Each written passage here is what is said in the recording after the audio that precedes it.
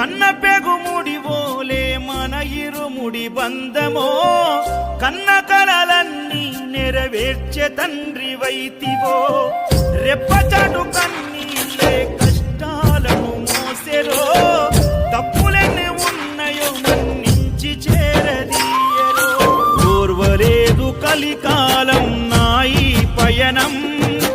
ఆపలేదు పలికిన నోరారా శరణం కాళ్ళు కాలిపోయినా సీమునెత్తురొచ్చినా సల్ల సెమటలు వట్టి సొమ్మసిల్లినా కనిపిస్తే చాలు అంటూ ఆకలిని మరిచిపోతూ అయ్యప్ప నిన్ను చూడందే కడుపు నిండదు ఎంత దూరం